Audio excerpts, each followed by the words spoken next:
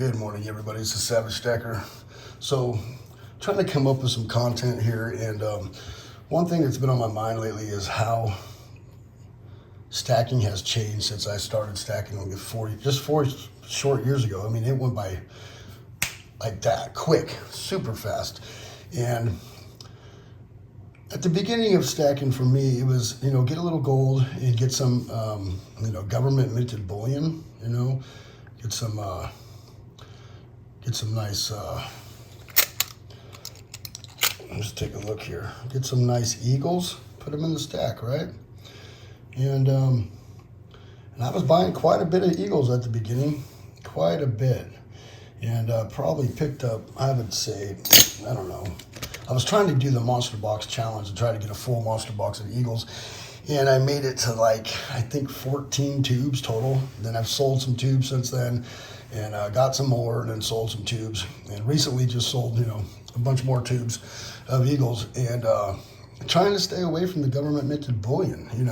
I did pick up some of these 2023 Britannias because, the queen had passed on. And so I wanted to pick some of those up. And so I only picked up 5. I didn't really think they were going to be. And my alarm clock got me again. So I have 9 minutes to get this video out before it does it again. So I started off buying a lot of constitutional, a lot of bars, and a lot of government minted bullion at the beginning. And since then, it has changed dramatically. I stay away from government minted bullion like it's the plague. I try to buy pretty much just generic bars now. And the only thing I buy government minted is gold. The reason why I do that is because you want gold to be well recognized, and most places will buy a buffalo and eagle or a maple.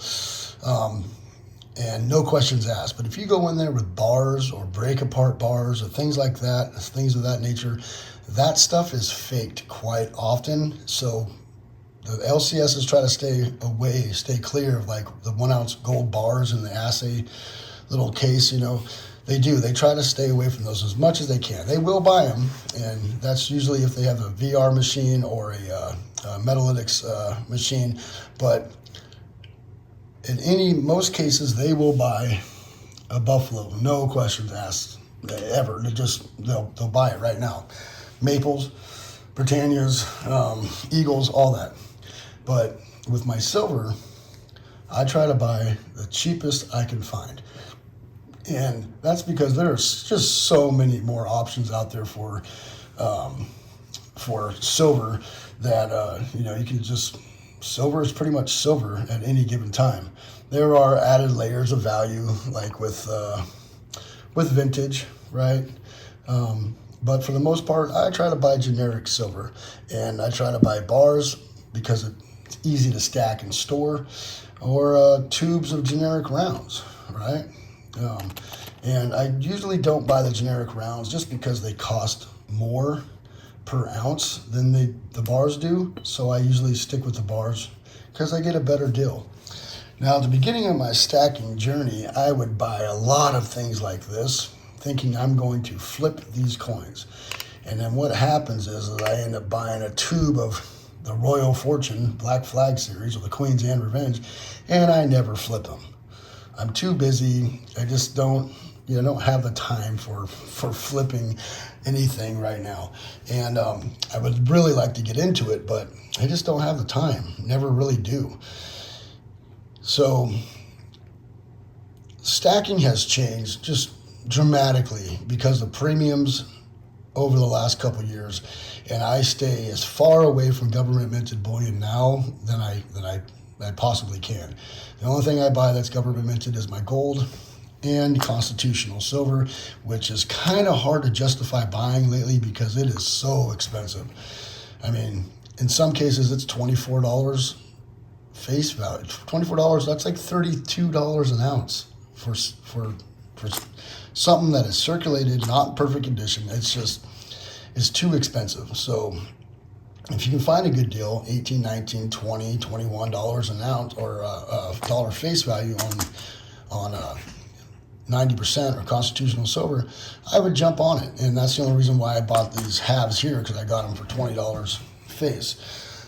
But for the most part, most of my stacking is in generic bars because they always will resell. People like buying 10-ounce bars, and they're name brand, they're known, and the resale value is good. You probably most likely get spot, and I'm not trying to spend $40 an ounce on Eagles or $30 an ounce on Maples and go to a LCS and have them try to give me spot for it. I just don't, and sometimes I don't have time to fool around. If I need to sell something to get the money, I don't have time to sell peer-to-peer or one coin at a time on a website or on eBay or something. I just don't have time to fool around with it. So I stick with this stuff right here.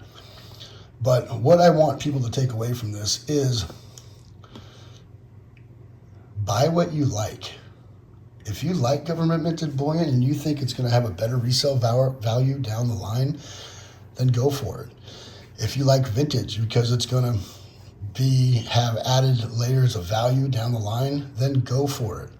Whatever gets you into buying metals, go for it, because you sure are not going to be able to stack if all you're worried about is price all the time. I would say it's better to get some of this stuff in the stack than to not have it at all. And there are plenty of people out there that I know in this community that are like, well, when it hits 16 again, I'll back up the truck and buy some more silver. Well, most of the time they'll spend most of that money that they have saved up before they ever have a chance to back up the truck. I've seen it time and time again. They're like, oh yeah, well, I've been saving for 4 years now, waiting for it to come down to 16. And then it's $16, and then there's a $5 premium on it, and they're like, I'm not paying $21 an ounce when it's $16 an ounce. And they never end up buying it, and they end up spending half the money anyways, and they're never stacking. They're never actually stacking. The one thing that happens when you use a budget and you're constantly buying something with silver or gold is you are cost averaging your stack, and it will fluctuate. The price per ounce in your whole stack will fluctuate by less. Like right now, it's moving up. So I'll buy 10 ounces here, I'll buy 5 ounces there. But when it pulled back in, say, in the summer, right before fall this last year, I was buying hundreds of ounces at a time, 100-ounce bars, 10 of these, 4 of those, 10 of those, 10 of these at a time, because it had pulled back and the premiums didn't really matter. It was $18 an ounce, and I was getting it for $2 over spot. And I'm like, okay, $20, $21 an ounce. That's the best it's been in 2 years. I'm going for it. I'm going for it big. And then it came back up now, and you can't get silver out the door for anything less than $27, $28 an ounce. So I'm happy I backed up the truck.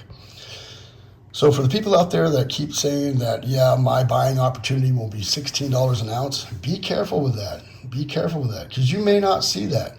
And while you're sitting there thinking you're saving money to be able to back up the truck, I'm accumulating. I'm accumulating in a strong, heavy way, and my stack will always be bigger because I'm cost averaging. So just remember, you can get caught slipping both ways, FOMO and waiting for a price point that may never show up while you're spending the money along the way. That's a hard one to time, very hard one to time, and you might be waiting years for that to happen. So buy what you like, buy what's going to get you into stacking, and cost average out your stack. Buy less. Like right now I'm buying less. Right now I'm buying 10, maybe 20 ounces a month. And for a while there, when it was low, I was buying 200 ounces a month. And when it was low, I wasn't going, oh, well, it's low, I'm going to buy this better stuff now. No, when it was low, I was still buying as cheap as I could possibly find.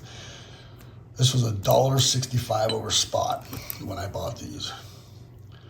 Then they went up like 30 cents the next week, and I bought at $1.95 over spot. And then it came back down again to 185 over, and I bought another 7 more of those.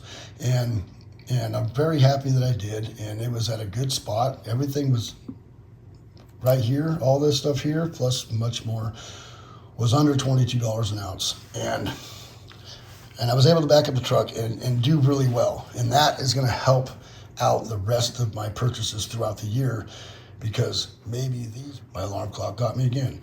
Maybe these were $23 an ounce, right? And maybe these were $21 an ounce. And that helped cost average this down to about $22 an ounce, right? And if we ever do get a big pullback down to 16 and the premiums are nice and I can pick it up for 17, 18, I'm going to back up the truck even more, because that's going to make that $22 an ounce down to like $20 an ounce, which is right around where I want to be. And I haven't been at $22 an ounce cost average in quite a while, but I know over time I'll be able to get it there. And I'm buying more when it's low, buying less when it's high, and cost averaging versus, waiting, because you might be waiting for a long time. That's a hard one to time, especially the way that the economy's going and the geopolitical issues going on. I don't see it getting better anytime soon. Matter of fact, if you look at spot price right now, it is 2:30 in the morning on Tuesday. I believe it's December 20th. I looked at my Kitco when I woke up, and as soon as the European market opened, silver and gold started skyrocketing. Now it might not hold for very long, but I still think we got some movement before the end of the year. I think it might stay above 18 before the first of the year, and I think silver is going to be around $23.80 to $24 an ounce by the end of the year. I think it's going to stay there. I think that's right where it wants to be at this end of this year. And the price prediction for next year, I think silver in its current day market value, I think is $30 to $32 an ounce. And I think that's why the premiums are where they are. I think to get physical to your door, in reality, it should be about $30 to $32. So if you're able to buy it under that, I would be hopping on it. Just my opinion, not advice. Thank you, everybody, for coming by to the Savagestacker. Hopefully you got a little bit out of this video. Not really trying to talk trash, saying my stack's always going to be bigger than somebody else's. Just, I just would be careful trying to time the market, because I have heard people say, well, my price point is $16 an ounce, and I'm not buying anything until it hits that. And that's a hard one. You might be waiting for a very long time. It only got down to 17 something when it pulled back during the middle of summer, end of summer. So it was right there on the edge, and then people are not buying. I mean, that just made no sense at all. Cheapest it's been in 3 years, but you're not buying still because it didn't hit 16. So that strategy is a little scary for me, because I'd rather be stacking. Someone just shined a light through my front window. Huh. All right. So buy what you like. Cost average out your stack. Keep yourself out of debt. Buy some extra food. Take care of your family. Merry Christmas and a Happy New Year to everybody out there. And love and respects. Thank you, everybody, for coming by. It is the Savagestacker. Remember to hit that bell icon so you get updated on my latest videos. Please rate, comment, and subscribe. The Savagestacker is